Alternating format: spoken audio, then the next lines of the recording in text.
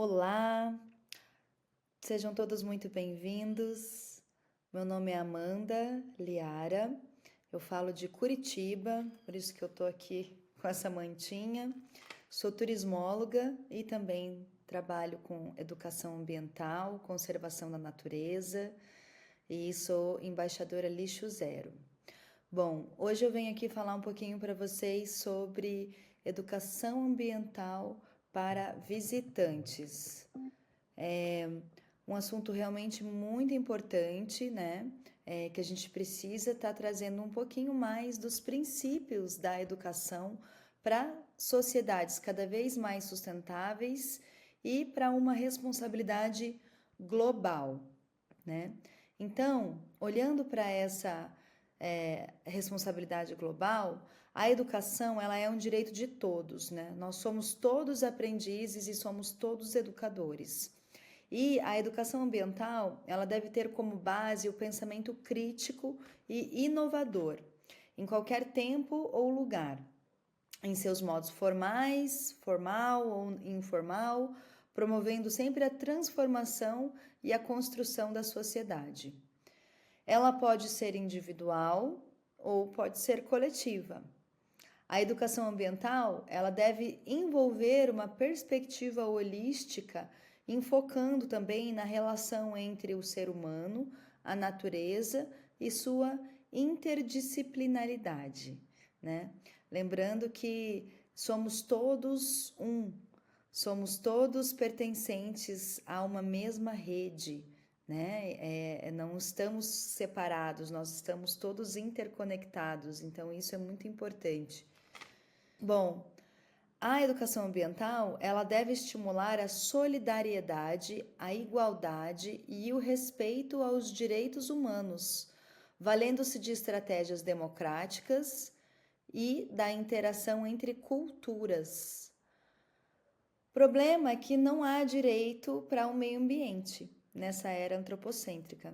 Alguns rios, agora a gente já vai tá vendo em alguns lugares, cenários da América Latina, que temos alguns direitos dos rios, né, que eles entraram como sujeito de direito do mapa Biomas, né, eles têm feito esse trabalho muito legal com o advocacy.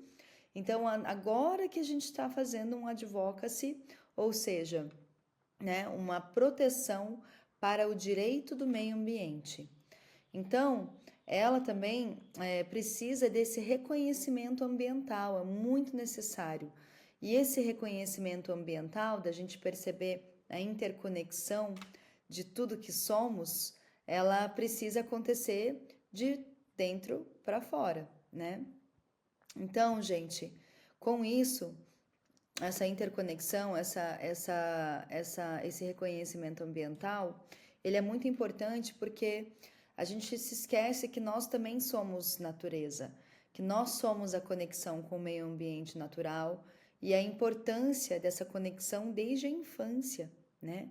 Aí, quando a gente nasce, já tem uma conexão com a mãe, de repente começam a ser as mesmas necessidades das mesmas coisas da mãe. A gente precisa também do ar para respirar, precisamos, né, do nosso sangue, que é a nossa água, né? Temos aqui a nossa base do nosso corpo, né? Nossos ossos, que é a nossa terra, e o fogo, que é o nosso espírito, né? Então, quando eu falo da visão holística, a gente está falando também desse reconhecimento interno, né? Da reconexão como educador com a natureza. Então, tem que já saber o que é a educação ambiental para mim, né? Como que é o meu prazer em contato com a natureza, como que está o meu equilíbrio emocional, de reconhecimento, de senso ético, então de desenvolvimento sustentável, tudo isso é muito importante. Então, gente, a educação ambiental, ela deve recuperar, reconhecer, respeitar, refletir e utilizar a história indígena e cultural local, assim como comprometer a diversidade cultural, de línguas e ecológica do lugar. deve facilitar a cooperação mútua e equitativa nos processos de decisão em todos os níveis e etapas, né? Então, a gente precisa que todas as pessoas cooperem, colaborem, participem, sejam ouvidas, né? Assim a gente realmente constrói um coletivo, um círculo, aonde todos se sentem pertencentes, aonde todos podem falar e aonde todos têm o direito de ser ouvidos. Então, a comunicação é um direito inalienável, né?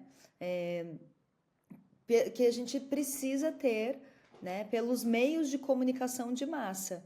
Então, deve ser transformadas, né, em um canal mais privilegiado, não deve ser transformado em canais privilegiados de educação, né, somente com quem tem, mas sim que promova um intercâmbio de experiências, métodos e valores. Então, isso é muito importante. Bom, gente, com isso, é muito importante também eu queria fazer um breve resumo, na verdade, do histórico da educação ambiental, né? A gente passou por vários momentos na história do desenvolvimento da sustentabilidade, né? Do próprio conceito de desenvolvimento sustentável. Então, a gente olhando lá para esse histórico, a gente vê que isso tudo começou há muito tempo atrás, lá em 1972, com a Conferência das Nações Unidas sobre o Meio Ambiente em Estocolmo, né? Então, há tempos realmente, a gente começou com isso. Então, retomando aqui com um breve histórico da sustentabilidade, que é bem importante, né? O desenvolvimento sustentável, ele é o desenvolvimento que satisfaz as necessidades do presente sem comprometer a capacidade das gerações futuras de suprir as suas necessidades, né? Ou seja, como é que eu consigo utilizar dos recursos do presente sem comprometer aquilo que os meus filhos, os meus netos vão precisar também para sobreviver com saúde. Então, a partir disso, né, a gente teve lá em 1972 a Conferência das Nações Unidas sobre o Meio Ambiente Humano, que foi em Estocolmo, aonde lá foi afirmado que os recursos naturais da Terra, incluído o ar, a água, a terra, a fauna, a flora, a fauna, que é o conjunto de animais, né? A flora, que é o conjunto de vegetais, de plantas, e especialmente amostras representativas dos ecossistemas naturais, devem ser preservados em benefício das gerações presentes e futuras, mediante uma cuidadosa planificação ou ordenamento. Então, aí foi quando começou a cair a ficha para o pessoal de que os recursos, eles são limitados, que os recursos não são ilimitados. Tudo tem um fim, infelizmente, né? E não é bem assim que a natureza funciona. Se a gente sempre estiver cuidando da água, você pode ver pelo próprio ciclo da água, né? Por exemplo, o ciclo da água vem lá numa nascente de uma montanha, que desce pela montanha, encontra os córregos, os rios, que desce, encontra o mar, do mar ele evapora, né? E aí essa condensação evapora, vai para as nuvens, e aí as nuvens carregam essa água para outro lugar, que retorna para a terra através da chuva, que cai, né? Se tiver uma floresta, se tiver uma área legal, as plantas vão absorver esse líquido, essa água, né? Vão se nutrir, vai voltar para o lençol freático, né? E isso é um ciclo de abundância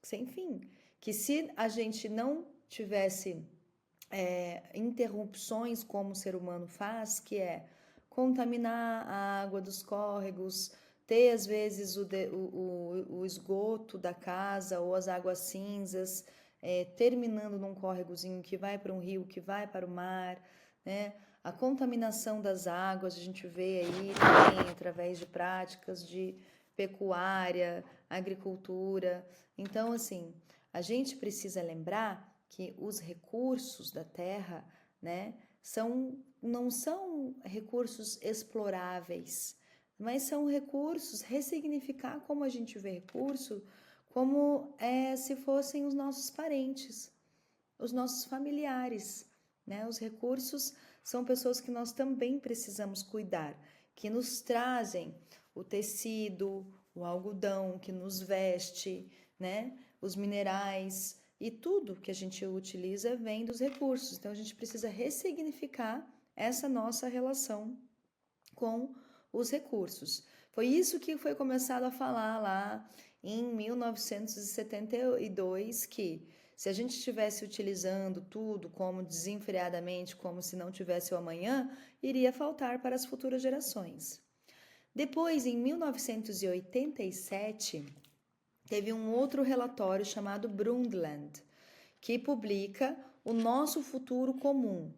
E ele que começa a fazer uma menção ao desenvolvimento sustentável, porque a gente sempre pensou o desenvolvimento como se fosse econômico, né, progressista, aquilo que trouxesse lucro, dinheiro de alguma forma. Mas será que a forma como a gente vem se desenvolvendo realmente trouxe esse desenvolvimento do nosso futuro comum? Ou ele satisfez a necessidade de que compromete alguns, mas que a partir disso, né, desse desenvolvimento econômico, compromete a capacidade das gerações futuras de suprir as suas próprias necessidades? Hoje nós sabemos, porque nós estamos em emergência climática. Então a gente sabe que esse formato de desenvolvimento do passado econômico não é o melhor formato, que a gente precisa realmente do desenvolvimento sustentável, responsável. E isso começou a ser falado lá em 1987. Depois, a gente teve outro momento muito importante, que foi a Cúpula da Terra, que aconteceu em 1992, aonde lá na ONU, no Rio de Janeiro, né? Então lá eles declararam: o direito ao desenvolvimento deve ser exercido de modo a permitir que sejam atendidas equitativamente, ou seja, igualitariamente, as necessidades ambientais e de desenvolvimento de gerações presentes e futuras. Foi aí que a gente teve a criação da famosa Agenda 21, né? E aí, posteriormente, lá em 1997, a gente teve também a Cúpula da Terra da ONU, o Rio +5, que foi em Nova York, que lançou uma nova parceria global para o desenvolvimento sustentável. Uma parceria que respeitasse a indivisibilidade da proteção ambiental e o processo do desenvolvimento, né? Então foi aí que a gente começou a criar essa Agenda 21.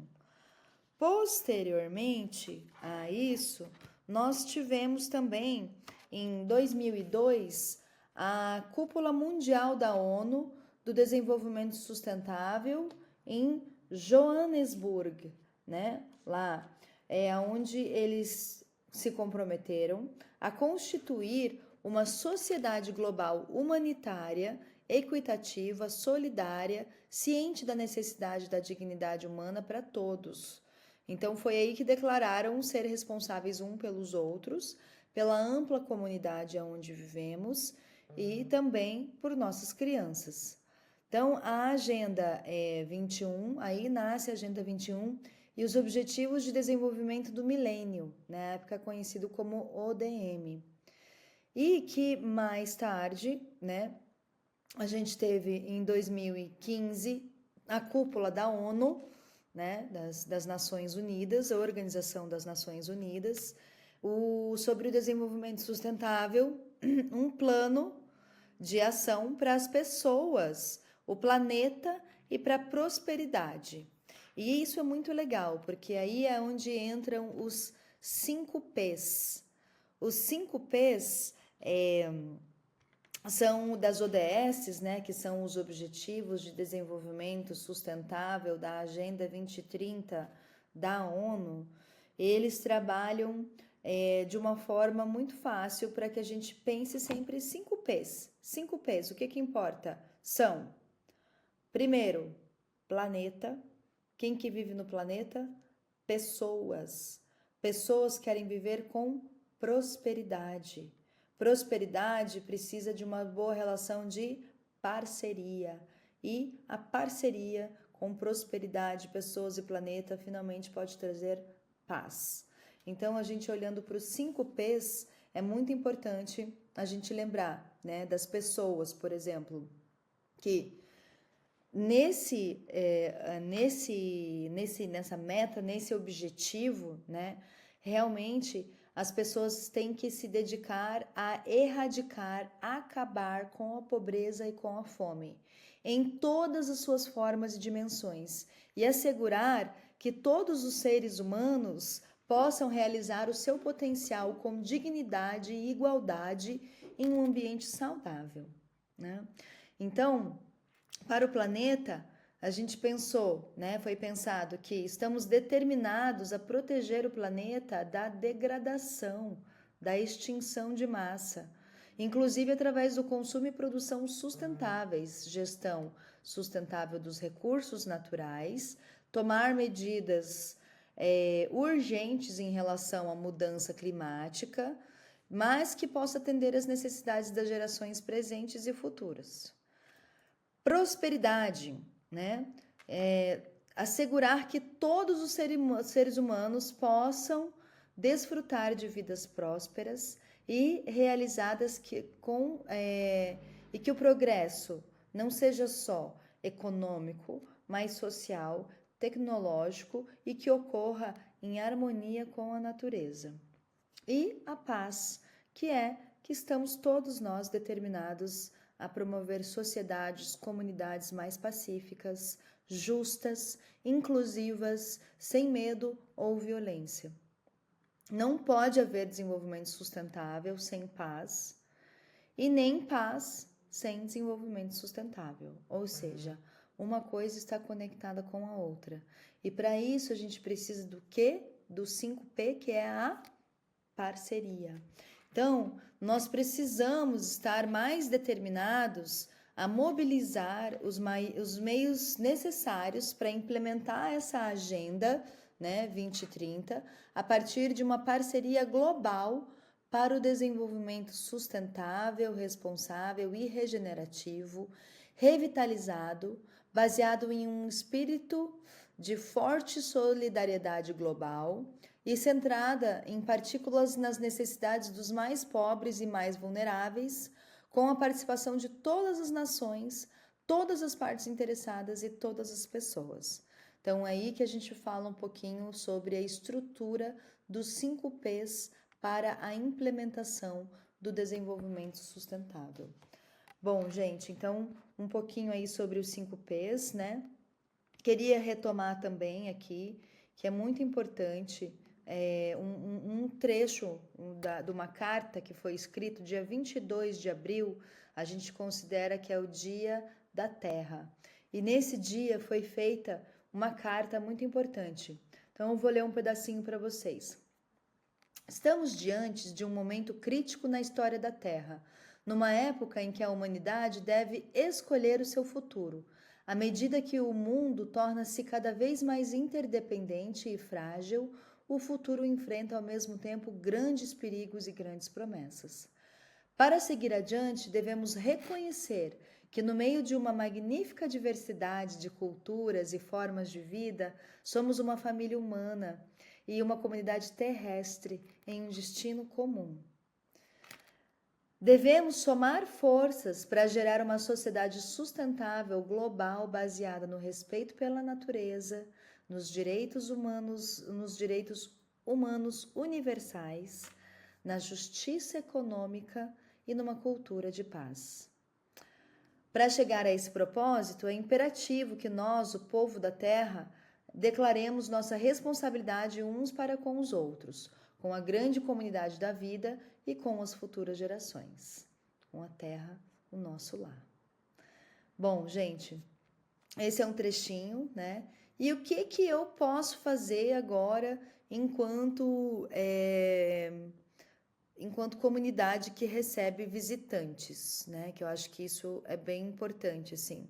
Então, sempre dizer quais são os valores do seu lugar, quais são os valores dessa comunidade que ele está visitando, né? O que realmente pode, o que não pode fazer aí, né? Tá claro, conteúdos ou propagandas ou frases ou códigos de conduta mesmo que podem ser passados para o visitante já de primeira para trazer a sensibilização ambiental. Então, lembrando também, né, dos 5 P's, agora eu vou falar dos 5 R's, né, que é bem importante a gente sempre lembrar dos 5 R's, que são a gente sempre repensar o nosso consumo, né, como que a gente provém essa gestão, a questão de resíduos, né, para resolver esse problema que é tão grande.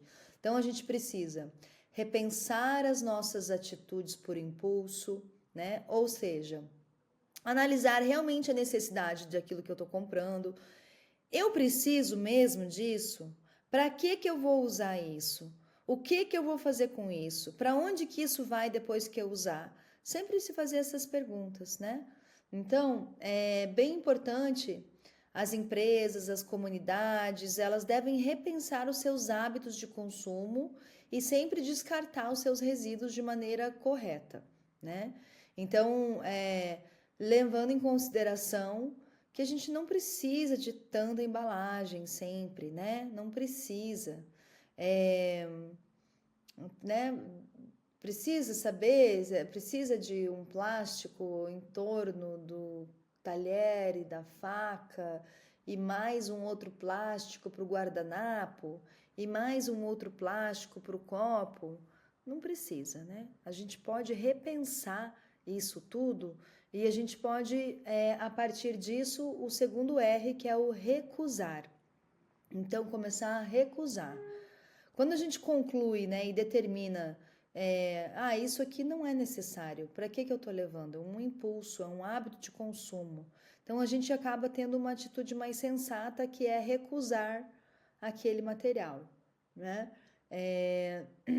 Por exemplo, tá? Por exemplo, que eu acho que é uma coisa que eu, enquanto eu sou guia, também turismóloga, e durante as minhas viagens, primeira coisa quando eu vou receber o grupo, que eu falo para eles, falo, gente, lembrem da gente fazer uma viagem lixo zero, uma jornada lixo zero. Então, repensar, recusar, reduzir, reparar e reutilizar. Esses sempre os meus convites para o pessoal, né? Claro, e depois tem o reciclar, o reintegrar, tem vários R's, né, da reciclagem. Mas a gente precisa deixar isso bem claro. Então, na sua casa, no seu espaço, na sua comunidade, né, onde você for receber, é bem importante que a gestão, a conduta de como você lida, né, com seus resíduos fique bem clara para quem visita e bem sinalizado. Então, isso pode ser feito com, por exemplo, um briefing, um bom briefing de segurança. O que é briefing? Quando o pessoal chega, né? Que eu estava falando. Por exemplo, eles chegam num grupo, vão passar um tempo no Visitando o Brasil ou vão começar a fazer o tour. Então, a gente sempre fala, olha, ao final desse tour ou aqui no Brasil, você vai tomar caipirinhas, vai provar sucos maravilhosos de diferentes sabores, né? Porque nós temos muitos biomas, temos a Mata Atlântica, temos a Amazônia, temos o Pantanal e cada local é um sabor, né? Aí você pode falar de alguma coisa que tenha daí também. E você provavelmente vai precisar do seu canudo. Então a ideia é que você já tenha o seu kit viajante consciente com você. Então leve sempre o seu canudinho com você. Você pode levar sempre o seu talher, né, a sua colherzinha para você tomar um açaí ou tomar um sorvete, né? Comer alguma coisa, uma tortinha, um bolo. Você pode ter o seu garfo também, a sua faca. E isso tudo a gente pode fazer de casa. Então, a prática é que você sempre recomende a todos que forem visitar que andem com o seu kit viajante consciente. Além disso, eu recomendo também ter sempre o seu copo eco, né? Então, falar, você já tem o seu copo eco? Se ainda não tem no empreendimento, no local que você está trabalhando, buscando essa educação ambiental, uma forma legal de aprimorar é vender esses produtos, né? Então, você pode ter os ecocopos, né? Ó, para bom bebedor, um copo basta. Não preciso, cada cervejinha que eu vou tomar, pegar um plástico diferente, mais um plástico, depois quanto vai custar para o meio ambiente, né? A minha festinha com os amigos. Então, sempre utilizar dos copos de vidro, dos copos, né? Ou os ecocopos, como esse aqui.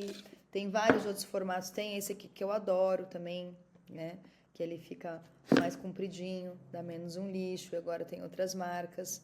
Ele tem uma tampinha, né? Então você pode tanto abaixar ele, tampar. Isso aqui não pesa nada, não ocupa espaço na bolsa. Então, para o viajante que está consciente, ele vai ter no mínimo seu talher, seu canudinho, o seu copo, a sua garrafinha de água. Também muito importante a gente sempre frisar que as pessoas tragam a sua garrafa de água para fazer um refil. Ou seja, ao invés de cada vez que a pessoa está com sede, ela vai lá e compra uma garrafinha de água com 500 ml para matar a sua sede, o melhor seria que ela tivesse a sua própria garrafa de água, o guia ou a pessoa responsável por estar anfitriando, recebendo o grupo, sempre tem que avisar, olha pessoal, tragam as suas garrafas que a gente vai fazer uma paradinha onde nós vamos fazer um refil. Aí você pode pegar um galão maior e fazer o refil nessa garrafinha de água. E dessa forma você vai gastar um plástico grande que vai estar matando a sede de muita gente, né? Que vai estar reutilizando, olha lá os 5 R's da gestão de resíduos, né? Reutilizando as suas garrafas, né? Que trouxeram de casa, sem geração de novos resíduos. Então, é muito importante as ecobags também. Ah, vamos fazer uma feirinha, por exemplo, no Rio de Janeiro, a feirinha lá noturna de Copacabana. Então, levem suas mochilas, levem suas ecobags, porque se a gente sabe que vai sair para comprar alguma coisa, vai ter que colocar isso em algum lugar. Então, leva a sua ecobag que você vai precisar dela. É sempre a gente avisar com antecedência, né? O que vai acontecer.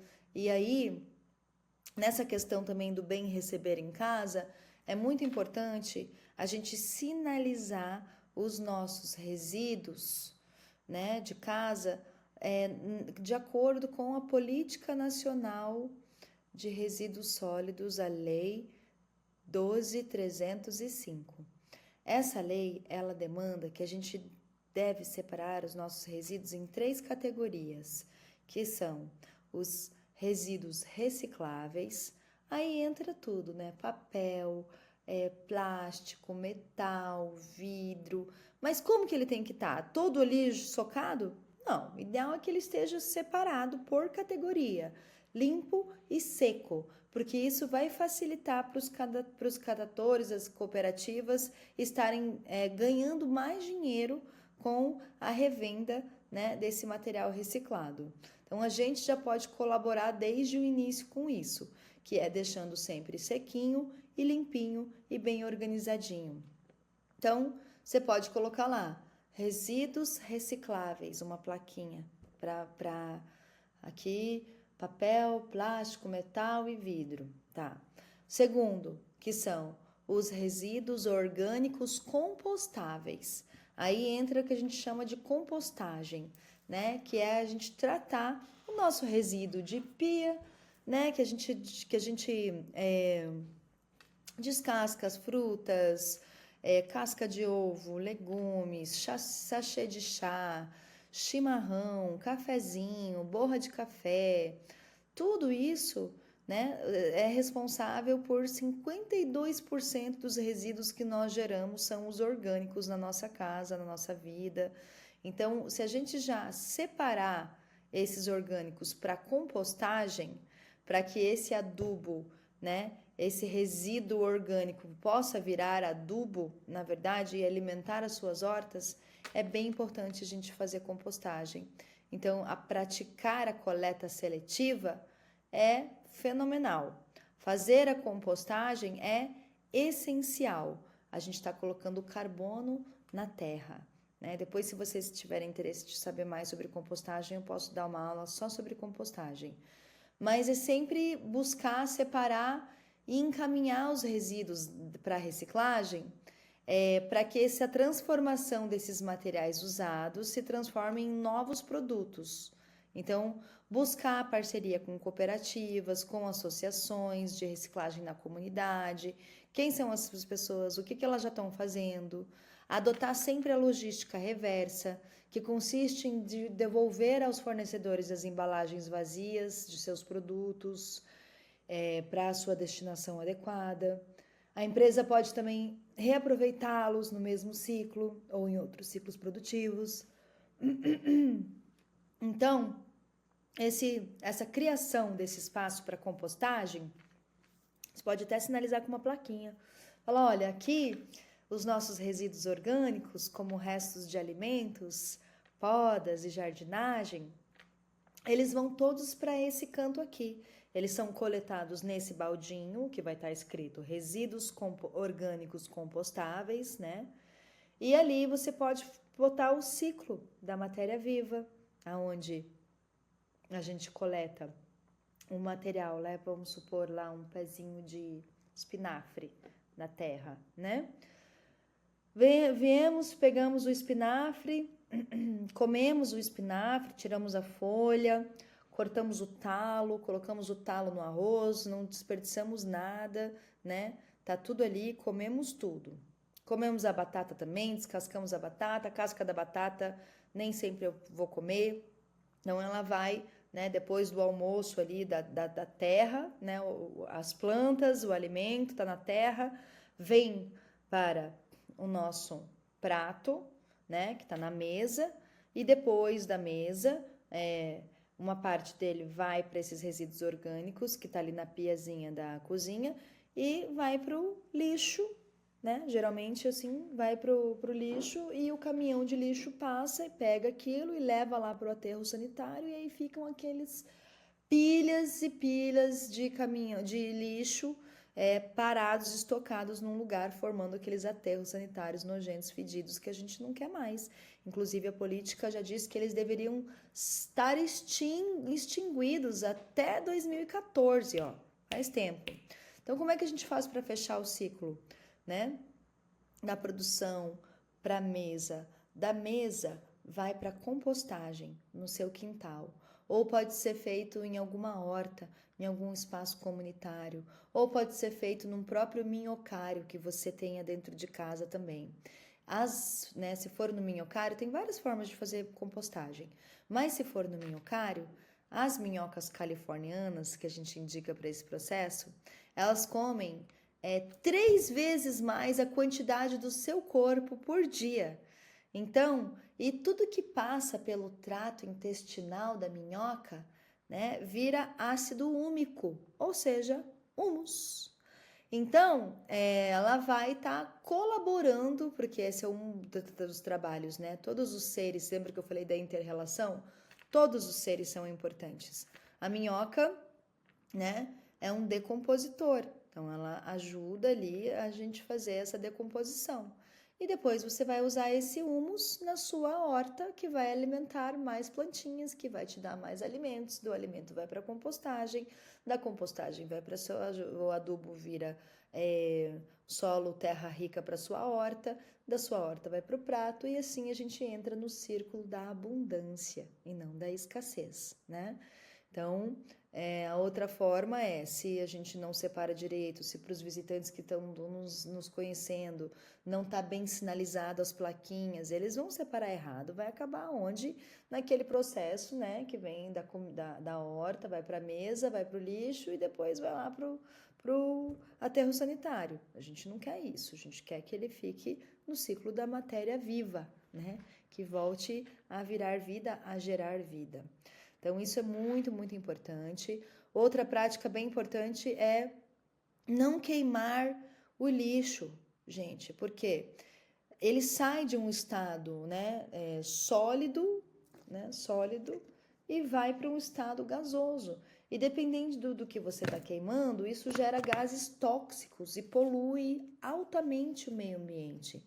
Então, a ideia é que a gente nunca realmente queime resíduos, né? Quando a gente faz esses processos todos da boa separação, do bom encaminhamento, da logística reversa, da responsabilidade compartilhada, todos são responsáveis, né? A gente diminui os custos nos transportes dos resíduos, diminui a receita do mercado de resíduos, né? Do mercado do lixo, que a gente tem uma máfia gigantesca, que acontece sim, né? Porque é muito fácil ganhar dinheiro com lixo. E redução de riscos ambientais à saúde. Então, seguros mais baratos, cumprimento da legislação, preferência do consumidor, auxílio para entidades filantrópicas, valorização das empresas na bolsa de valores. Tudo isso conta como boas ações aí que vão estar impactando positivamente o planeta. Então, lembrando aí, quais são os nossos 5 R's? Vamos ver se a gente lembra, que é o repensar, depois recusar, não quero sacola plástica, depois reduzir, diminuir a minha pegada de plástico no mundo. Se eu puder ir fazer as compras a granel, eu levo meu saquinho de pano, eu peço para colocar o arroz direto no saquinho, eu volto, eu estou reduzindo a minha pegada. Reutilizar e reciclar, né? São esses os 5 R's que eu acho que é bem importante da gente também visar aqui nesse conteúdo. Fora, né, que a gente tem também, dentro do reciclar, a gente tem os resíduos eletrônicos, que também podem estar voltando para a cadeia da reciclagem, se ele realmente chegar até lá. E aí, gente, né, se a gente não fizer tudo isso, quanto antes, o mais rápido possível, a gente vai estar vivendo cada vez mais pragas ambientais. A gente já está com um buraco na camada de ozônio, a gente já tem desertos ficando mais desertos, o efeito de estufa, né, que é aquela poluição da cidade, fica tudo concentrado, uma quantidade de gases tóxicos contaminantes, como por exemplo o metano, o óxido de nitrogênio, o CFC, o gás carbônico, tudo isso às vezes a gente fica respirando, se fica queimando muito, né? Extinção das espécies, as espécies estão acabando, estão se extinguindo, a gente precisa cuidar do meio ambiente para que elas possam continuar fazendo seu trabalho, né? Então, é muito importante que a gente cada vez mais tenha essa sociedade mais civilizada e globalizada, né? Pensando nessa questão de como que a conservação da natureza é algo fundamental e necessário das nossas práticas de bem receber, de bem guiar, de bem conduzir, né? Então, tem várias perguntas que eu fico à disposição para poder tirar com vocês em relação a qual a diferença da coleta tradicional e da coleta seletiva da compostagem, né? Se tem alguma compensação pela responsabilidade ambiental do investimento, né? Por exemplo, vocês compensam o que vocês estão emitindo de carbono ou o seu impacto no mundo? Como é que a gente pode fazer isso? Então, é bem importante a gente ter essa mensuração, né? E sempre, claro, demonstrar o respeito pelas culturas, pelas pessoas locais. Então, para isso que é importante esse código de conduta quando chega o, o viajante, o visitante. Ele chegou e são já apresentados o que pode, o que não pode. Ó, vai consumir alguma coisa? Tem o seu kit. Ali naquele lugar ali eles vendem, né? Ah, busque comprar água, ou busque levar a sua garrafinha de água sempre com você, né? Então a gente pode. Se você é fumante, tenha sempre o seu cinzeiro portátil contigo, não fica jogando a bituca por aí, né? Aí vamos preservar o silêncio a partir de tal hora. Olha, gente, não pode alimentar os bichos, não pode introduzir outras plantas de fora aqui, né? Então, não pode escrever nas paredes, não pode escrever nas árvores. Se você gerou lixo aqui dentro, né? Procure encontrar um residuário, uma lixeira com a sua placa bem sinalizado para colocar no lugar certo. Então, assim, se for para usar embarcações que sejam de pesca de vivências autorizadas, né? Ou que realmente colaborem com algum projeto da comunidade. Então a gente pode estar sempre sim encorajando os membros que visitam, né, o do grupo, a usar a água com maior moderação, a reciclar sempre que possível, falar da nossa fauna, da nossa flora para eles, encantá-los, né, com toda essa beleza da natureza.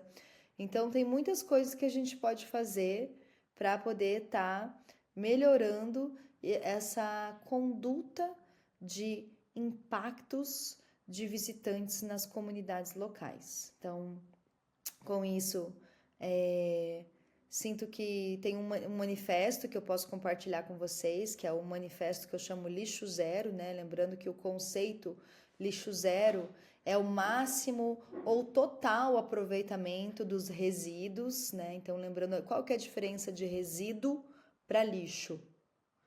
É que o resíduo, ele é um recurso reutilizável. O lixo é um rejeito que não tem jeito, né? Vai ter que acabar indo lá pro aterro e a gente não quer mais aterro. Então, a gente tem que buscar reutilizar tudo o máximo possível. Então, eu deixo aqui vocês com esse manifesto Lixo Zero, que é: eu me comprometo a ser exemplo para outros cidadãos, respeitando o correto encaminhamento dos resíduos. Selo a entrada da compostagem, como forma de nutrir e fechar o ciclo dos resíduos orgânicos. Inspirar e ser inspirado. Respeitar e ser respeitado, com ética e responsabilidade, para o meu país e meu planeta servir, pelo bem viver coletivo. Então, quando a gente para de pensar só no nosso, só na nossa família, só no nosso, e começa a pensar no todo, isso fica muito claro de quais são os processos que estão contaminantes, que não estão legais, que podem ser aprimorados, melhor coletados, que realmente ajudem a nossa terra, né, a nossa grande mãe Gaia. Então, sempre lembra, recusar objetos descartáveis, né, ter a sua sacola, a sua eco bag, a sua sacola de pano, sempre buscar poupar o uso da água, né, consumir produtos locais, buscar dos assentamentos, das pessoas que estão mais próximas, que estão produzindo. Então, tudo isso são boas práticas que vão estar colaborando muito, né, com essa boa educação ambiental para quando os visitantes chegam na comunidade. Tanto a sinalização, né, quanto a própria prática, quanto o briefing, né, que é você falar o que pode, o que não pode, mostrar a sinalização de que se quiser descartar, que descarte no lugar certo, falar dos projetos que estão acontecendo na comunidade, né, deixar as pessoas buscarem tentar se envolver mais e com isso já está bem preparando o campo, né? Você pode mandar uma lista para quem for visitar também e falar, olha, reabasteça sempre a sua garrafinha, né? Tenta reutilizar o vidro. Se for vir, tenta já tirar as pilhas, as embalagens, deixar tudo na sua casa, onde você sabe que tem uma boa logística reversa, né? Que passa o caminhão e vai para uma boa cooperativa. Diferente de alguns lugares quando a gente visita que não tem isso. Então, sempre lembrar a pessoa de se preparar ao máximo antes de sair de casa, né? E, bom, acho que é isso um pouquinho do que eu queria compartilhar com vocês, né? De boas práticas aí também com a educação ambiental, as viagens, o bem receber e o bem viver coletivo. Fico à disposição, qualquer dúvida pode entrar em contato. Muito obrigada pela atenção aqui dispensada e até uma próxima.